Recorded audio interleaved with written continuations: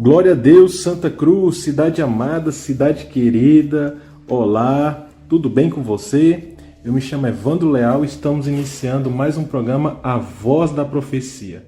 Um programa que é idealizado pela Igreja Adventista do Sétimo Dia e temos o intuito de levar Jesus Cristo ao seu coração. Se você tem sua Bíblia, já sabe, né? Bíblia na mão e Jesus no coração. Vamos continuar 1 Coríntios capítulo 14, a qual falamos sobre o dom de profecias e o dom de línguas. Vamos terminar esse capítulo e estudar muitas outras coisas hoje. Peço que você pegue a sua Bíblia, vai se arrumando, vai se organizando, porque hoje está um programa abençoado. Falando em abençoado, como é que você está, Leila? Foi abençoado o seu dia, a sua semana? Como é que você está? Tá tudo bem? Olá, Evandro. Olá, cidade querida, cidade amada por Deus, chamada Santa Cruz da Venerada. A paz e a graça, o poder de Deus esteja sobre você e sua família. Como é bom estarmos juntos novamente em mais um programa para assim estudarmos a palavra de Deus. Seja bem-vindo e seja bem-vinda. Lembre-se, acesse também o nosso canal no YouTube, vá lá no YouTube e digite Novo Tempo Santa Cruz. Lá também tem os programas anteriores, se você perdeu algum, ou se você quer ouvir novamente, se você quer fazer um contato conosco, fazer um pedido de oração, um estudo da Bíblia, sugerir alguma coisa, algum assunto, ou se também você quer simplesmente agradecer, pedir uma música, enfim, fique à vontade para falar conosco. Nós estamos aqui para também ouvir você.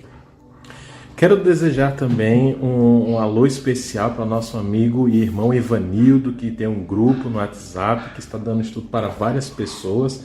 Que Deus abençoe ricamente. Quero agradecer imensamente você que está em casa, no seu trabalho, no seu comércio. Que Deus abençoe ricamente. Nossos irmãos de outra denominação, de outra religião, seja muito bem-vindo, seja muito abraçado, porque o nosso intuito é estarmos juntos em Jesus Cristo. Amém.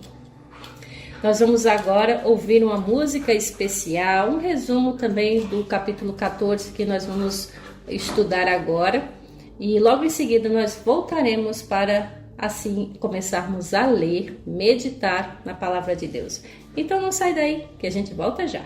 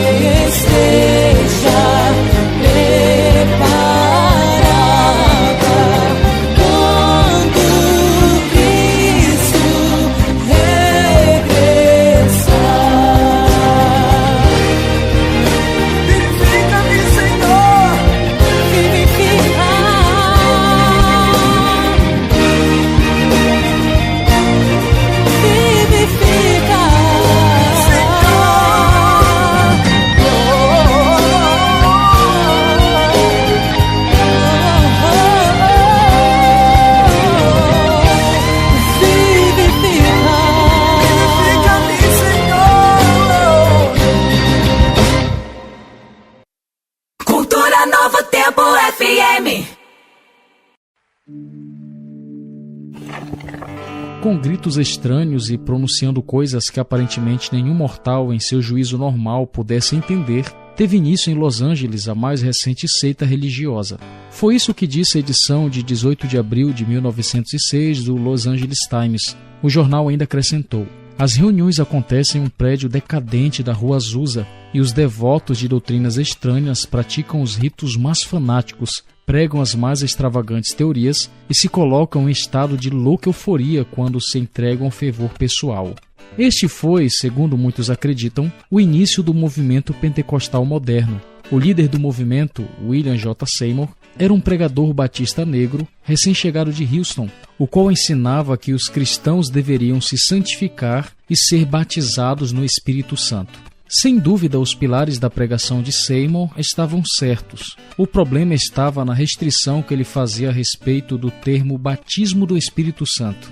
Para ele, a prova de alguém ter recebido o Espírito Santo era o falar em línguas. Sem entrar no mérito de avaliar se os sons emitidos no contexto pentecostal são ou não o dom de línguas bíblico, o fato é que a premissa de que o dom de línguas é a prova de se ter recebido o Espírito Santo não pode ser sustentado pela Bíblia. Na verdade, você encontra grandes homens que são classificados como cheios do Espírito, mas que em nenhum momento falaram em línguas. E a maior prova disso é o próprio Cristo, que em seu batismo recebeu o Espírito, mas em nenhum momento de seu ministério manifestou o dom de línguas.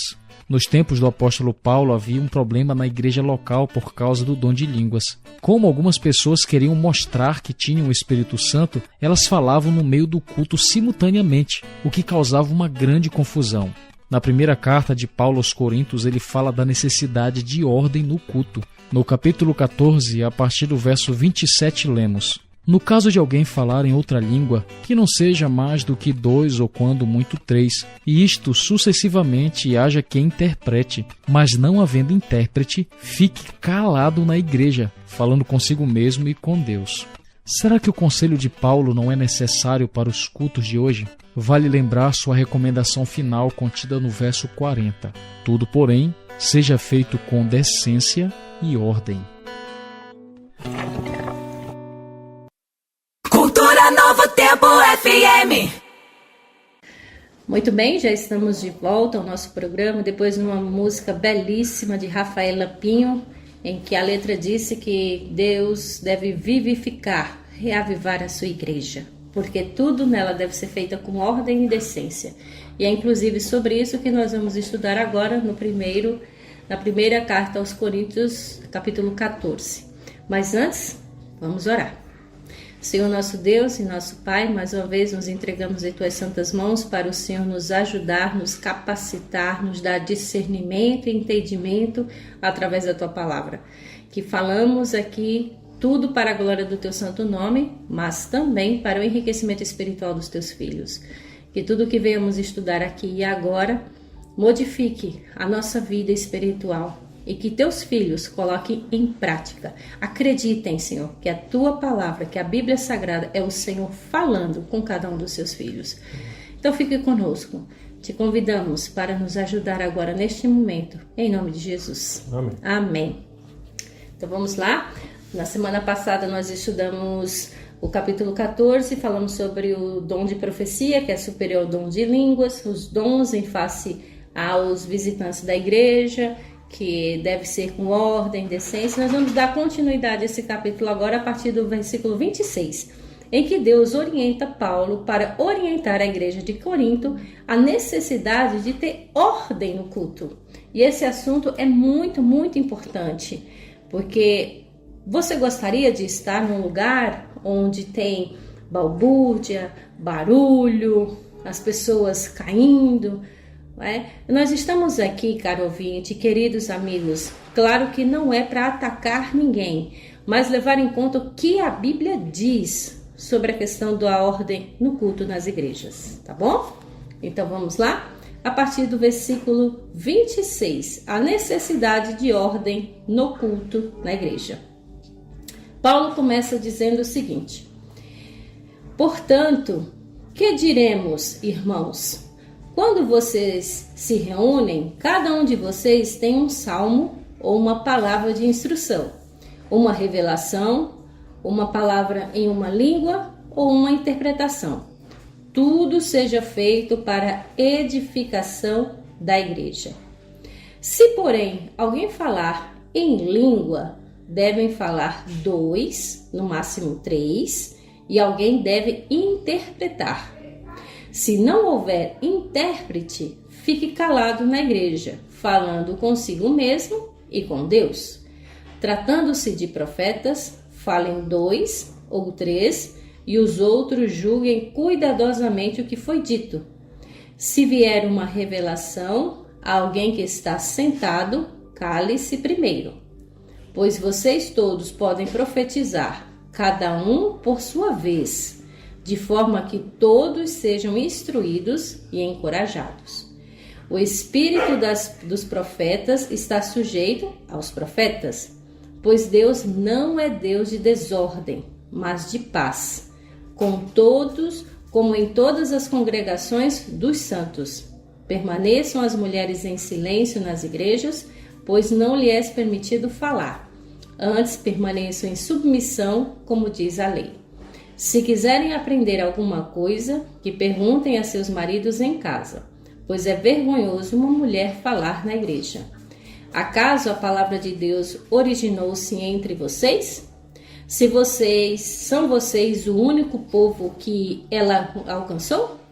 Se alguém pensa que é profeta ou espiritual, reconheça que o que lhes estou escrevendo é mandamento do Senhor. Se ignorar isso, ele mesmo será ignorado. Portanto, meus irmãos, busquem com dedicação o profetizar e não proíbam o falar em línguas, mas tudo deve ser feito com decência e ordem. Então vamos analisar verso por verso, não é isso, Evandro? Então, versículo 26 até o versículo 40, nós estudamos aqui que Paulo orienta a sua igreja de como os irmãos devem se comportar diante de Deus no culto. Bom, irmãos, vamos analisar uma coisa, só dando uma rápida recapitulação, né? Estamos falando a respeito sobre o dom de línguas, né? Temos os nossos irmãos de outras denominações que o nosso intuito aqui não é falar mal, não é contrariar, não é desvirtuar a fé, não é nada disso. O nosso intuito aqui é estudar a palavra. Então você que é de outra denominação, que crê no dom de línguas, que fala o dom de línguas, eu gostaria que você em casa, na sua hora de meditação, pegasse 1 Coríntios, capítulo 14, né, que fala sobre o dom de línguas, e analisasse os versos 14 até o 19. Você analisando bem esses versos, né, dá-se a entender que Paulo quis falar outra coisa do propósito do dom de línguas que ele falou lá no verso 1, 2 e 3. Então, irmãos, com sinceridade, né, vamos estudar, vamos olhar, vamos analisar, mas o nosso intuito aqui não é atacar, dizer coisas erradas, contrárias, desvirtuar a fé, jamais, irmão, certo? Esse é nosso intuito. Porque quando Paulo fala aqui a respeito sobre o dom de línguas até o verso 25, ele estava justamente falando sobre o dom de idiomas, certo? E isso fica bastante bem claro no verso 7, 8 e 9.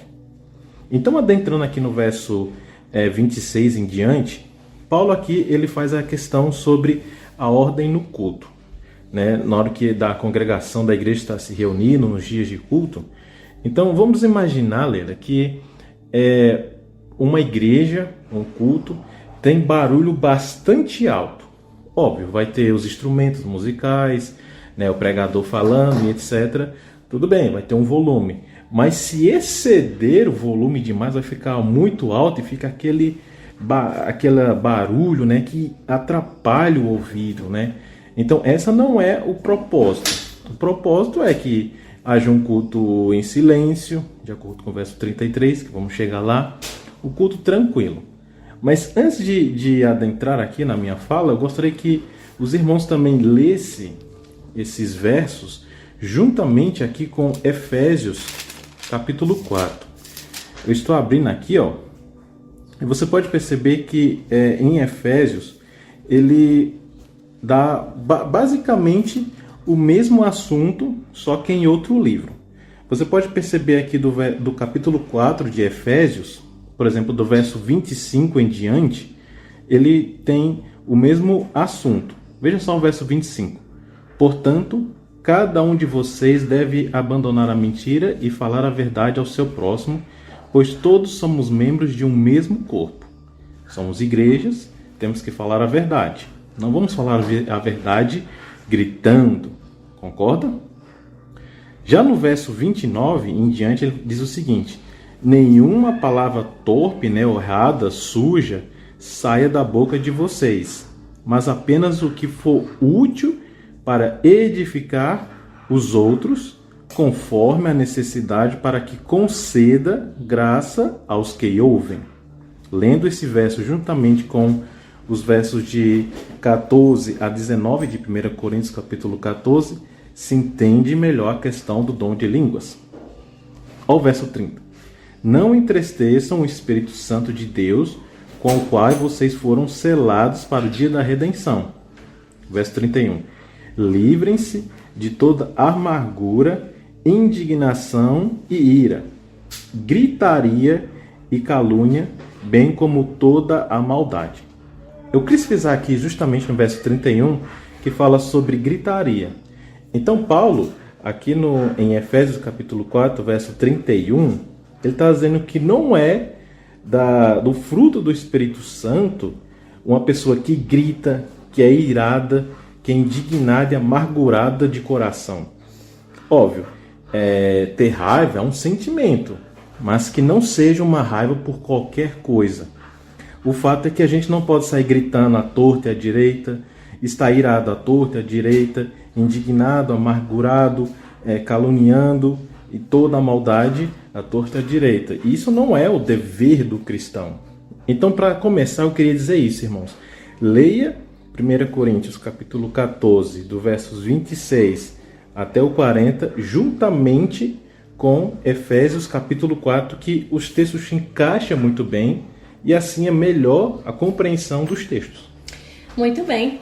Então, Paulo está dizendo muito claro de que quando os irmãos se reunirem na igreja, ele diz até a função de cada um. Ele diz, quando cada um de vocês, por exemplo, vai ler um salmo, vai ler uma passagem da Bíblia, que tenha a instrução. Se outra pessoa vai explicar, mas que ele disse bem claro que um fale de cada vez, mas que não sejam todos ao mesmo tempo.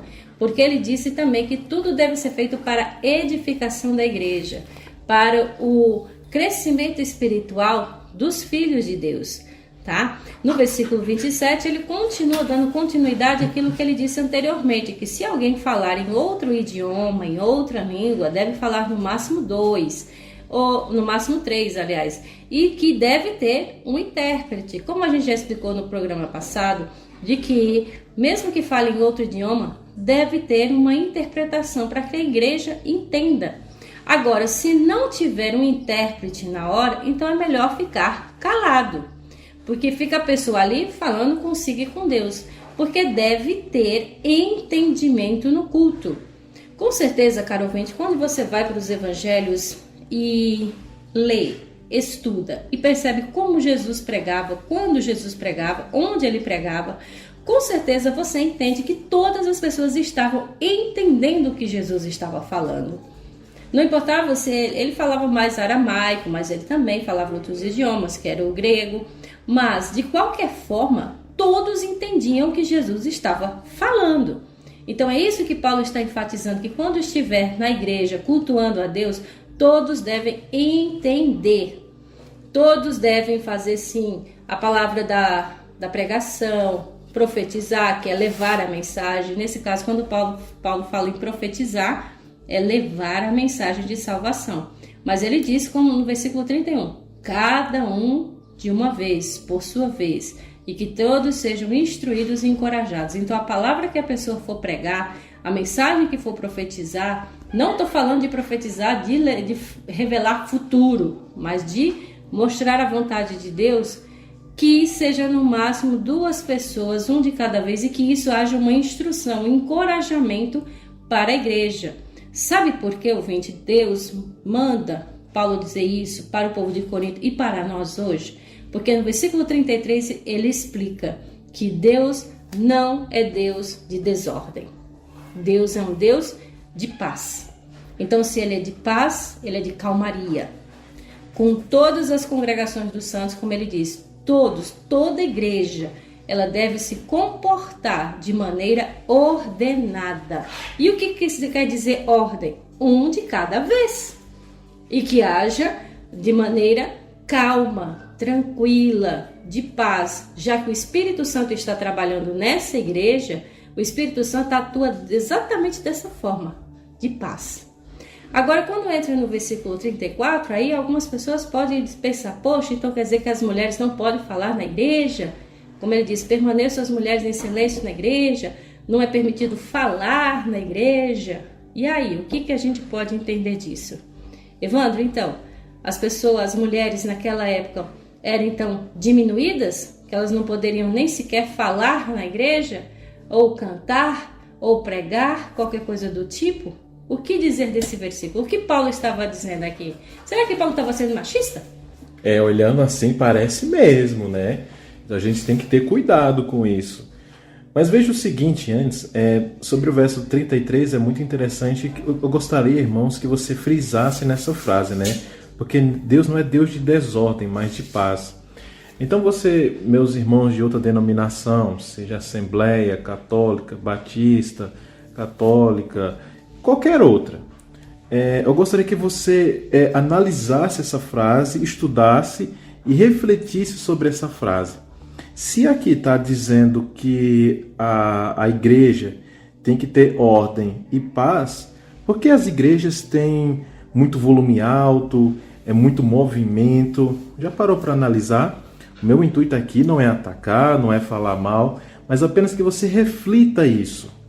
O culto de Deus tem que ter calmaria, tem que ter paz, como em todas as congregações dos santos, para que a adoração seja melhor, para que a conexão com Deus, o meditar, o orar seja mais calmo, mais tranquilo.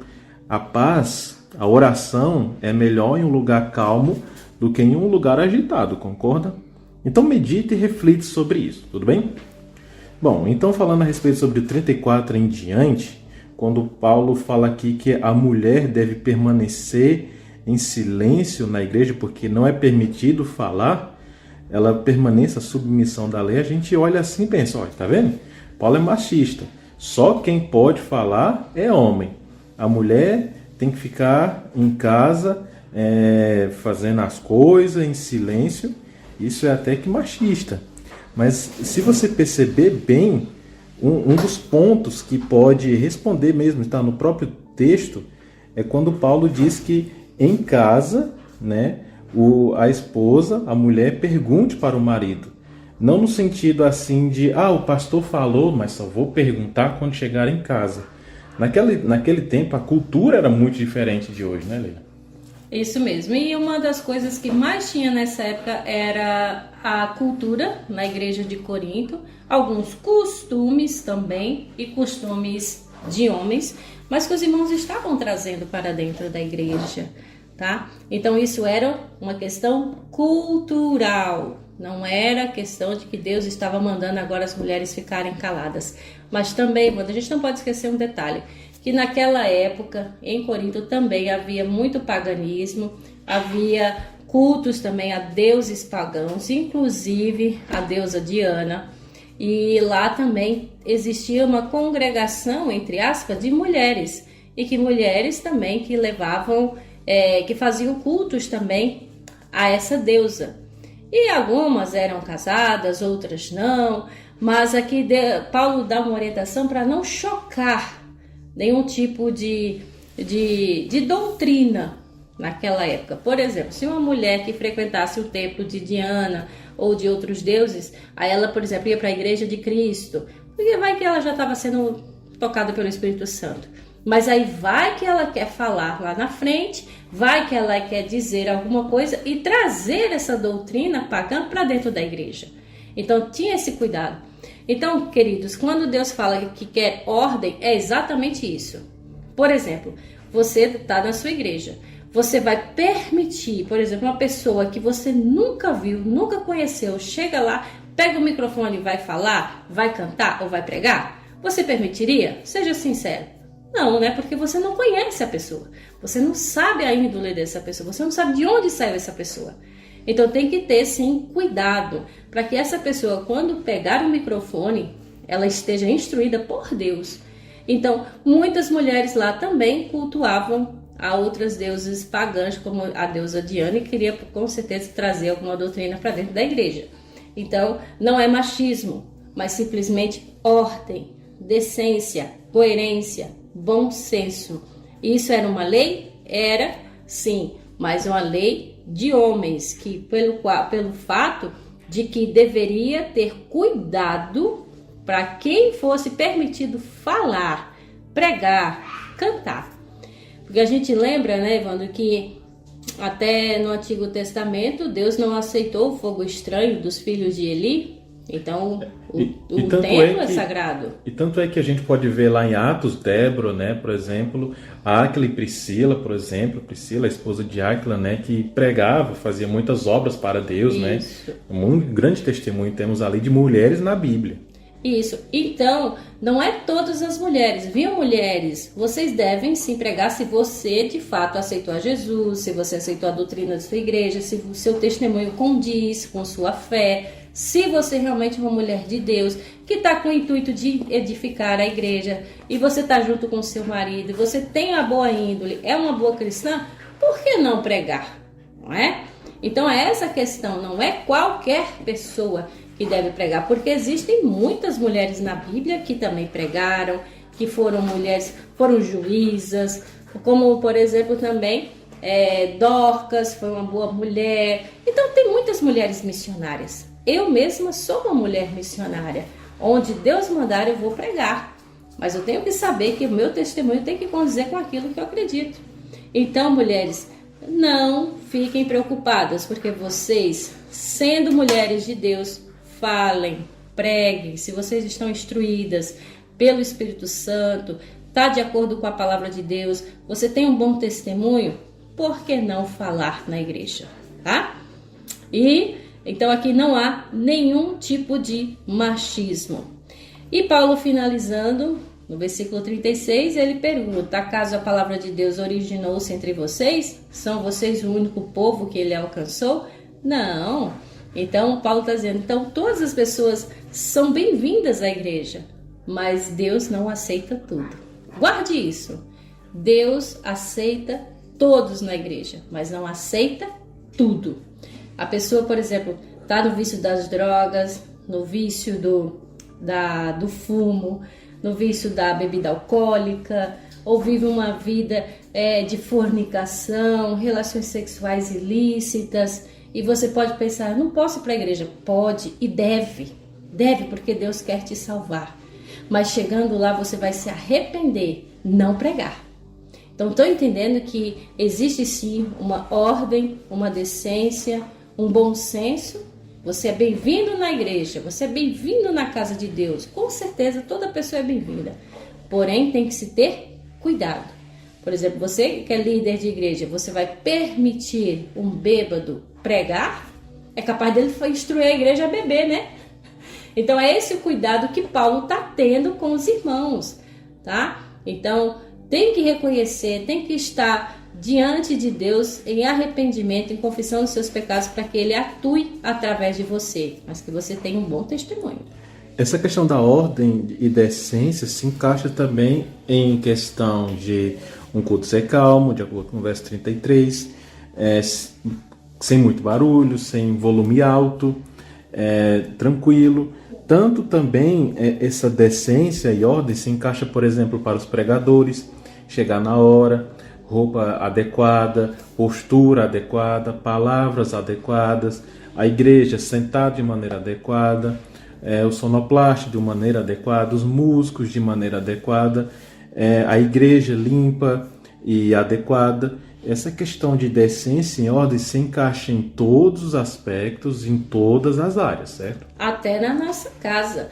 Por isso que no versículo 39 ele disse: portanto, meus irmãos, busquem com dedicação o profetizar, não proíbe os outros de pregar, de falar, de cantar, desde que seja uma pessoa que esteja em acordo com todos os princípios de Deus, com todos os princípios da igreja. Por isso ele finalizou dizendo no versículo 40, tudo deve ser feito com ordem e com decência, porque Deus não é Deus de bagunça. Deus, pelo contrário, é um Deus de ordem, tá? Espero que tenha ficado claro esse assunto. Se você tiver alguma dúvida, fale conosco, tá bom? Nós estamos aqui para também te ouvir. Encerramos aqui o capítulo 14, né, Evandro? Vamos entrar um pouquinho agora, adentrar no capítulo 15 de 1 Coríntios. Vamos entrar agora em outro assunto que fala sobre a ressurreição de Cristo, que é o penhor da nossa ressurreição. Eu pergunto a você, caro ouvinte, você já perdeu um ente querido? Alguém da sua família, infelizmente, foi levado pela morte? Esse capítulo vai trazer um pouco mais de esperança para você. Não diria nem um pouco, mas de fato vai trazer esperança para você. Se a pessoa que você perdeu, aquela pessoa que era da igreja, aquela pessoa dedicada a Deus, enfim, a morte levou? Vamos entender que Deus ainda dá uma esperança. Vamos ler junto? Capítulo 15, agora o versículo do 1 e o 2. Vamos ler pausadamente. Irmãos, quero lembrar-lhes o evangelho que lhes preguei, o qual vocês receberam e no qual estão firmes. Por meio deste evangelho, vocês são salvos, desde que se apeguem firmemente à palavra que lhes preguei. Caso contrário, vocês têm crido em vão. Mais uma vez, Paulo está aconselhando ao povo de Corinto ao quê? A continuar, a permanecer naquilo que ele pregou. E, inclusive, ele usou aqui a palavra evangelho. Ele menciona muito, né, Evandro, esse evangelho. Então, Paulo conhecia a fundo. E esse evangelho é justamente as palavras, as ações, os gestos, tudo que Jesus fez, né? Então, Paulo pregou o evangelho de Jesus Cristo, verso 1, a qual eles receberam e eles estavam firmes. Muitos abandonaram, se desvirtuaram, mas muitos ficaram firmes. E por meio desse evangelho que Paulo pregou, você, Leila, todas as pessoas do mundo inteiro seremos salvos através desse evangelho. E aqui está a palavra muito forte, que é apegar-se e firmemente. Então, Leila, a gente tem que entender o seguinte: a gente sabe que pecar nos destrói, nos afasta de Deus, temos essa natureza pecaminosa, mas a gente fica nessa questão de, parece que se junta com Cristo, separa, abraça Cristo e fica nesse vai e volta. Mas Paulo diz o seguinte, apegue-se firmemente. O que ele quer dizer é o quê? Estude a palavra de Deus o máximo de tempo que você conseguir, dedique a sua vida o máximo de tempo que você conseguir para Deus. Então, em se apegar é a palavra-chave aqui que Paulo quis dizer. Muito bem, então vamos nos apegar ao Evangelho, a palavra de Deus, tá bom? Vamos ler agora do versículo 3 até o versículo 11. Diz assim, pois o que primeiramente lhes transmiti foi o que recebi, que Cristo morreu pelos nossos pecados, segundo as Escrituras. Foi sepultado e ressuscitou no terceiro dia, segundo as Escrituras. E apareceu a Pedro e depois aos 12. Depois disso, apareceu a mais de 500 irmãos de uma só vez, a maioria dos quais ainda vive, embora alguns já tenham adormecido. Depois apareceu a Tiago e então a todos os apóstolos. Depois destes, apareceu também a mim, como a um que nasceu fora de tempo. Pois sou o menor dos apóstolos, e nem sequer mereço ser chamado de apóstolo, porque persegui a igreja de Deus. Mas, pela graça de Deus, sou o que sou, e sua graça para comigo não foi inútil, Antes trabalhei mais do que todos eles. Contudo, não eu, mas a graça de Deus comigo. Portanto, quer tenha sido eu, quer tenha sido eles, é isto que pregamos e é isto que vocês creram. Que lindo! Eu admiro muito a humildade que esse homem teve ao pregar o Evangelho. Evandro, então, assim, ele, como ele mesmo disse, né, pregou, falou, ele disse, nem eu sou digno, nem mereço ser chamado de apóstolo. Então, aqui mostra e prova uma humildade muito grande que esse homem tinha, né? No versículo 3, ele disse que já tinha transmitido, ele disse, eu já falei para vocês a mensagem que eu recebi. Ou seja, Paulo estava pregando, instruindo os irmãos e falando sobre a morte de Cristo. E essa morte teve uma causa, foi os nossos pecados.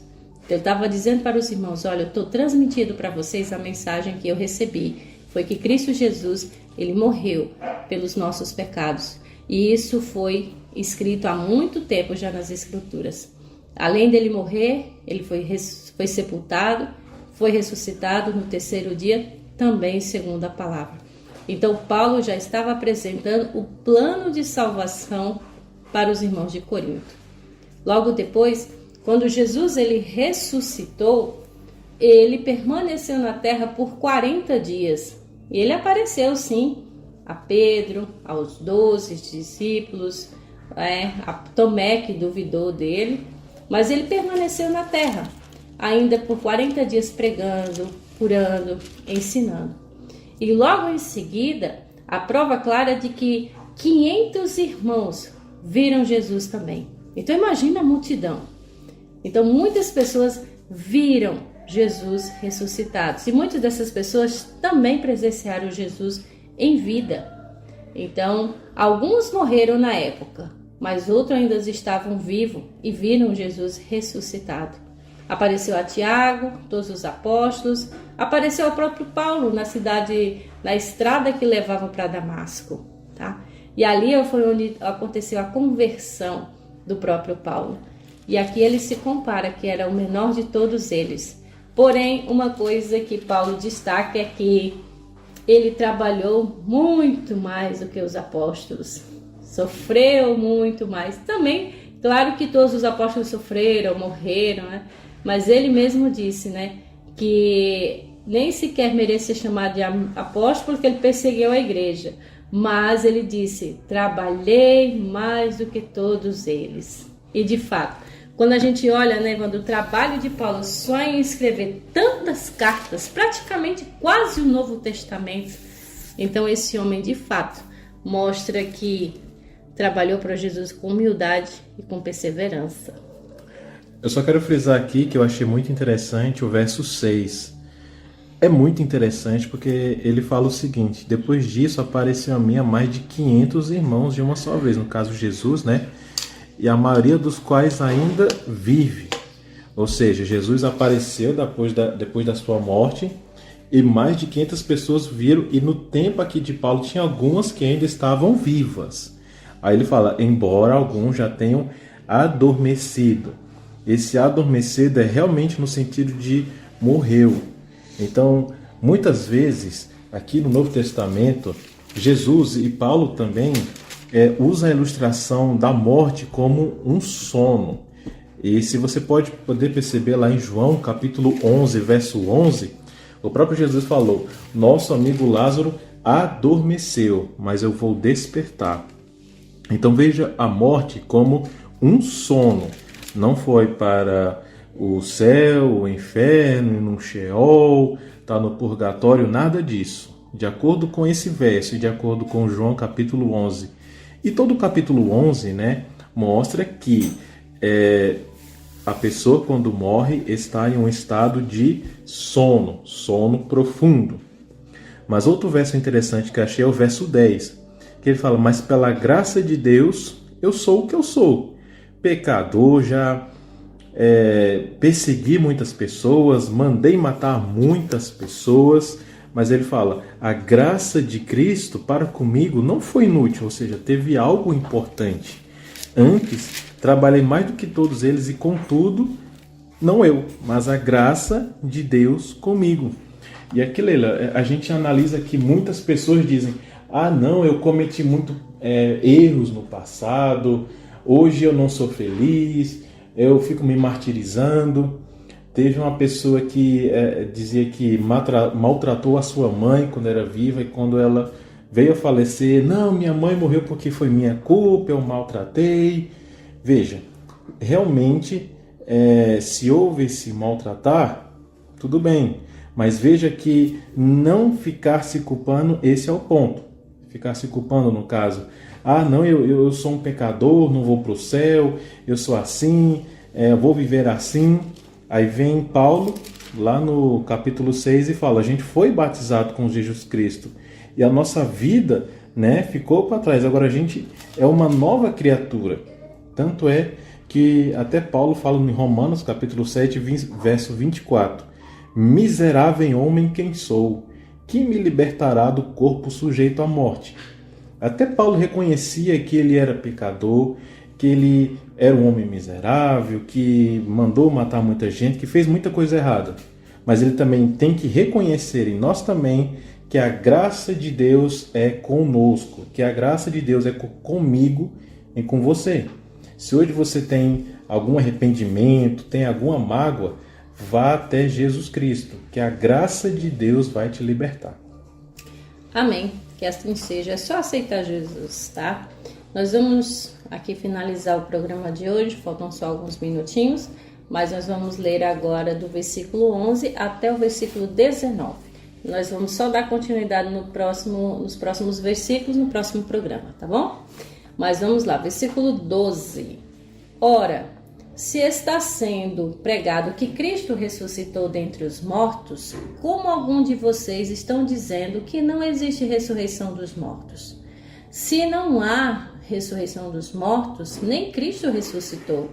E se Cristo não ressuscitou, é inútil a nossa pregação, como também é inútil a fé que vocês têm.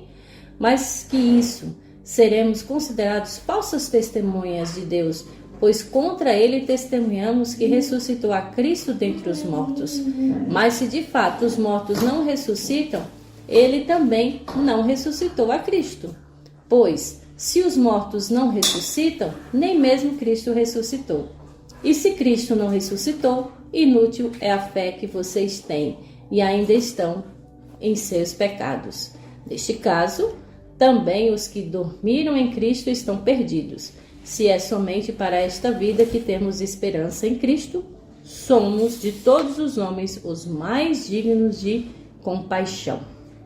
Algumas versões dizem: se a nossa esperança em Cristo se limita a esta vida, somos os mais infelizes de todos os homens, tá?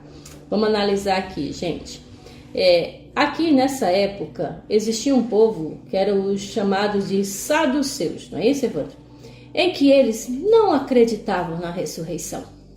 E aí eles começavam a dizer que era loucura, que era maluquice do povo ficar falando que Jesus ressuscitou, mas foi provado bem claro que até 500 pessoas viram Jesus ressuscitado.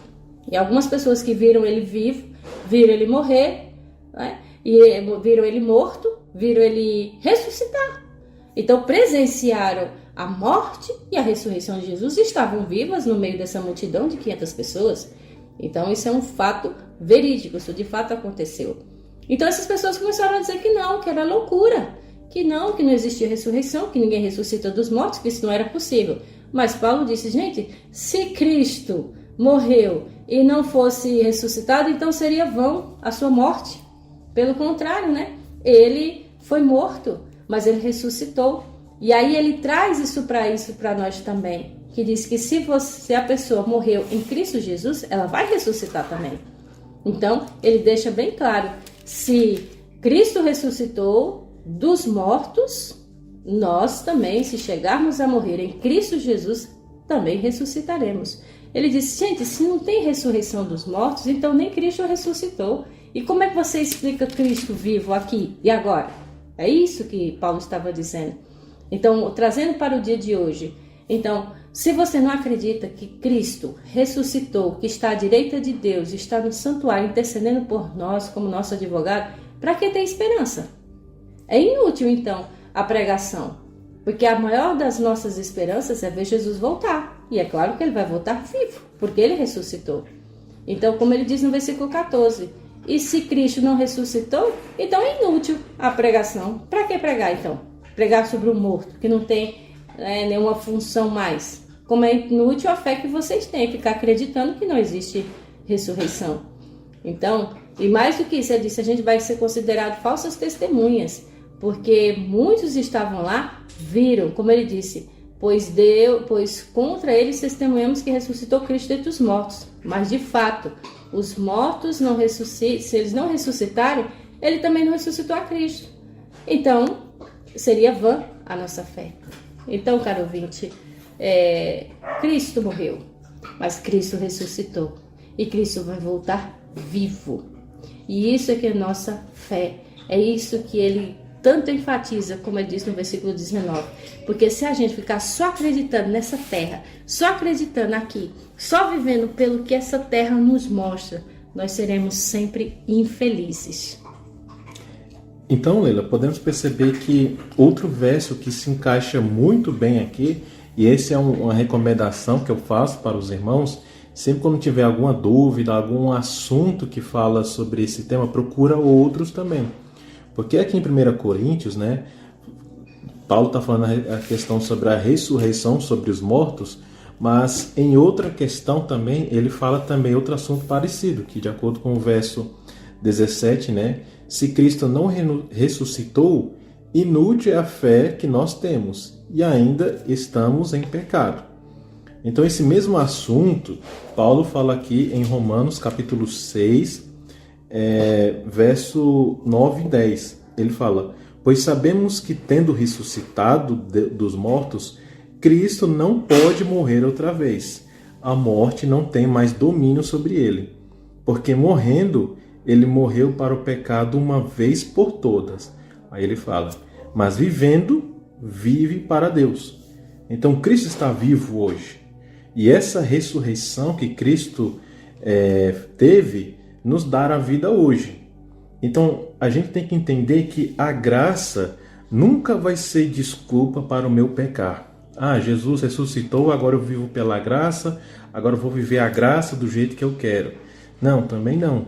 Porque a salvação recebida hoje não pode e nem vai garantir o amanhã. A gente tem que viver o hoje junto com Cristo. O amanhã ninguém sabe. De acordo com o verso 19 aqui de Coríntios, né? Se é somente para esta vida que temos esperança em Cristo. Então, irmãos, hoje, agora, sexta-feira, é o dia de você aceitar Jesus Cristo.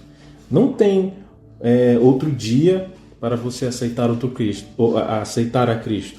Porque de acordo com Hebreus, capítulo 3, fala, hoje, se ouvires a voz de Deus, não endureça o seu coração. Hebreus 3, capítulo 3, verso 7. Hoje, irmãos, é o dia de você ouvir a voz de Deus. Não endureça o seu coração, aceite Cristo hoje. Mas se você não aceitou hoje, aceite amanhã. Mas amanhã pode ser que não chegue. Essa é a mensagem. E podemos perceber que a ressurreição de Cristo nos dá vida hoje. E vida em abundância.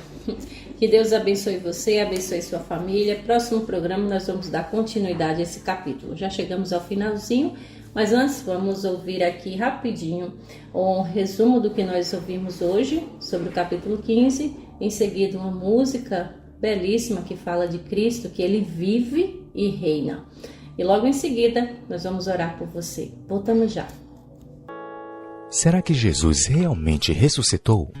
Muitos estudiosos baseados em pesquisas sérias garantem que sim. O historiador Eden Shin declara que a ressurreição de Cristo pode sem hesitação ser chamado de o fato melhor estabelecido da história.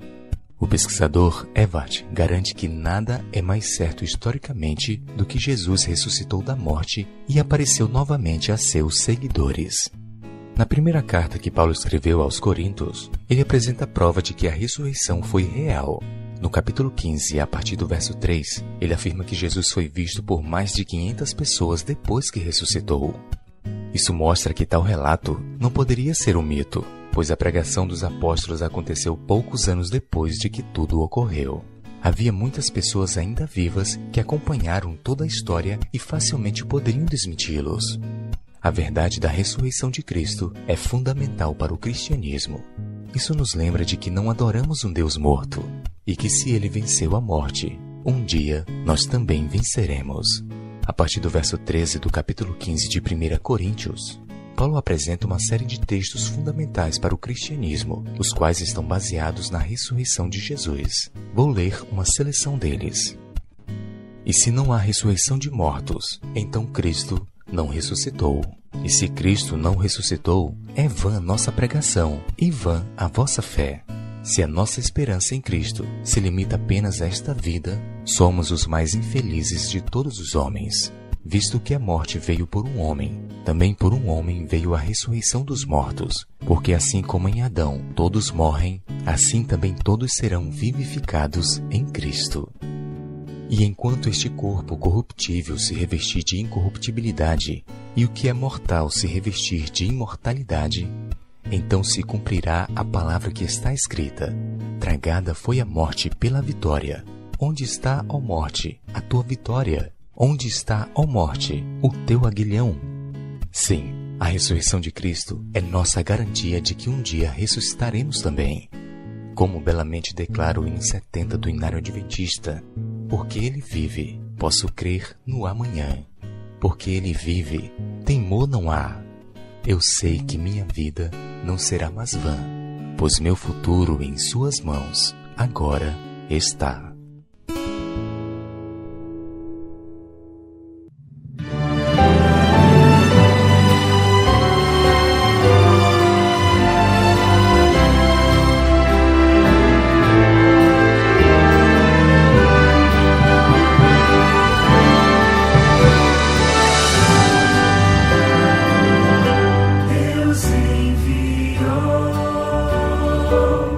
Seu filho amado para sofrer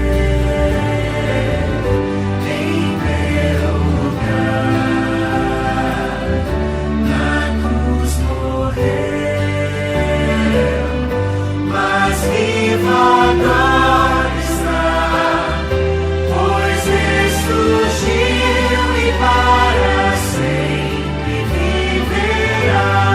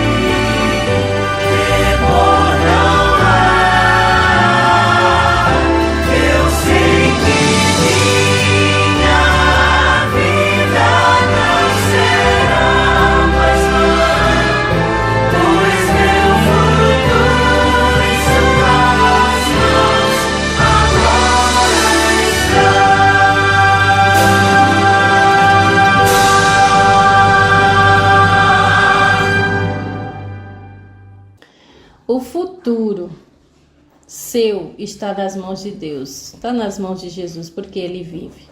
Deus abençoe você, sua família, com uma boa semana, que Deus dê sempre esperança para você, que logo, logo Jesus vai voltar. Só lembrando e dando um recadinho aqui para você da cidade de Santa Cruz, amanhã a Igreja Adventista estará realizando 2 projetos sociais com a sociedade em Oricuri, que será o projeto Vida por Vidas, doação de sangue para aqueles que precisam, e também o projeto chamado Quebrando o Silêncio, onde enfatiza a violência contra a criança. Então participe você também. Amanhã, sábado, em Oricuri, estará em movimento em prol das crianças e do próximo. Participe você também. Um forte abraço e até a próxima semana.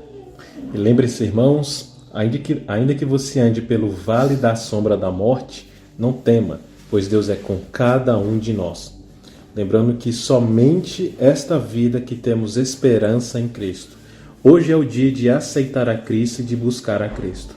Nesse exato momento, convido você a orar junto comigo, a realmente buscar a Cristo de coração.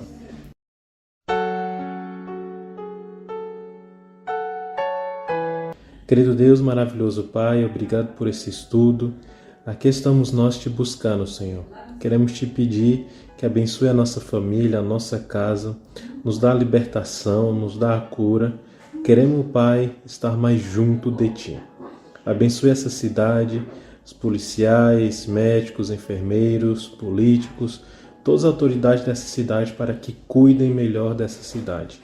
Te pedimos e te agradecemos por cada um de nós, Pai. Te suplicamos em nome do Senhor Jesus. Amém.